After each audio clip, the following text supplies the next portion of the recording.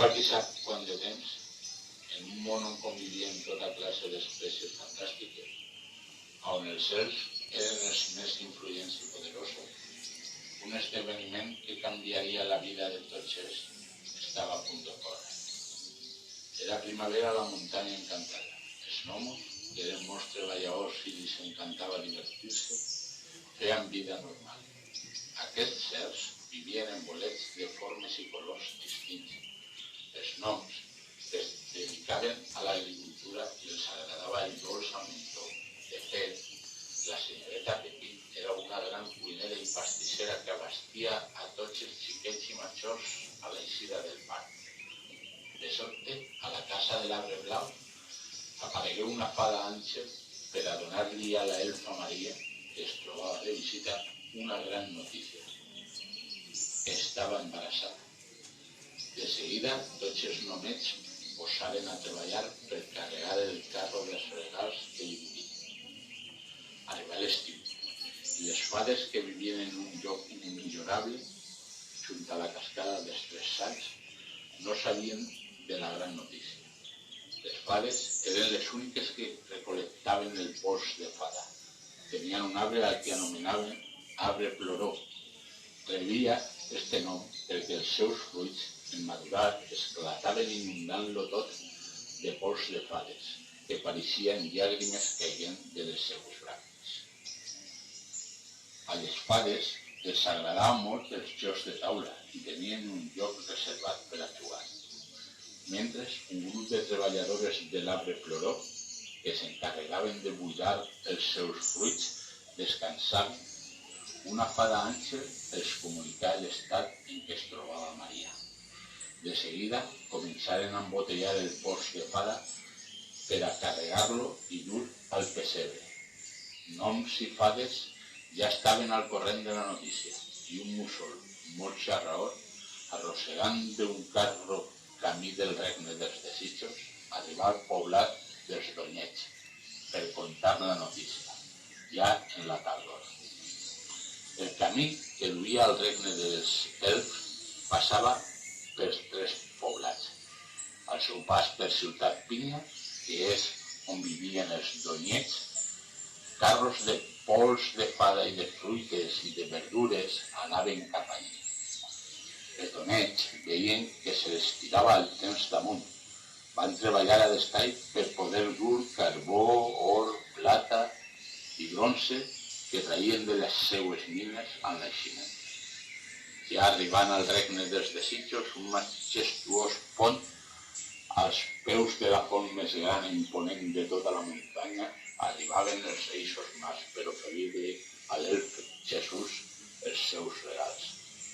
Els Reis Mags eren ogres que, al contrari del que es pensa la gent, són bons i generosos. Aquests venien acompanyats pels corps de càrrega domesticats. El regne dels desitjos no sols tenia la gran font dels 50 desitjos, també hi havia una pista d'esquí i una zona d'escalada per als més esportistes. Hi eren uns gnomos, fades, donyets i ells vivien en completa harmonia. A la plaça de la Ciutat de la Il·lusió, que era la villa principal del regne, arribaven de tots els poblats de la muntanya a adorar a Jesús, carregats de regals per celebrar el seu naixement. Carros i carros carregats d'ofrenes arribaven al portal. Conte contat, conte acabat. Bon Nadal.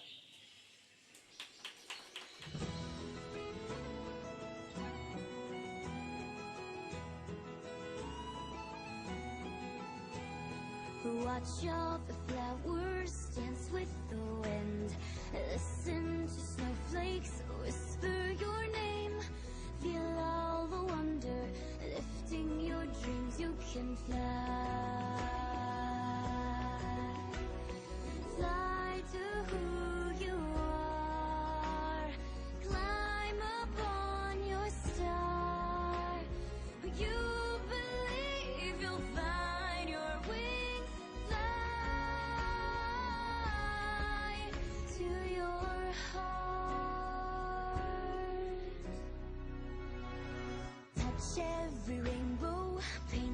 the sky. Look at the magic glide through your life.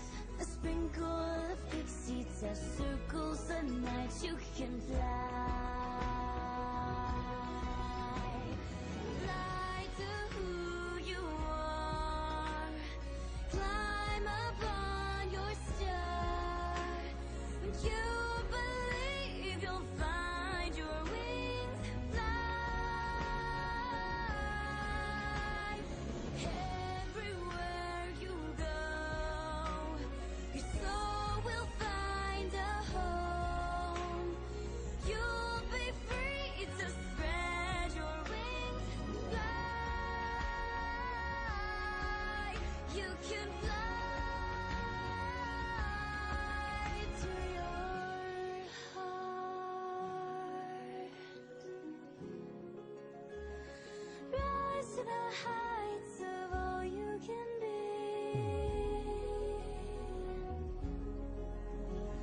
Soar on the hope of marvelous things. Fly to who you are. Climb upon your star. When you believe you'll find your wings. Fly. Everywhere you go, your soul will find a home. You'll be free to spread your wings. Fly. You can fly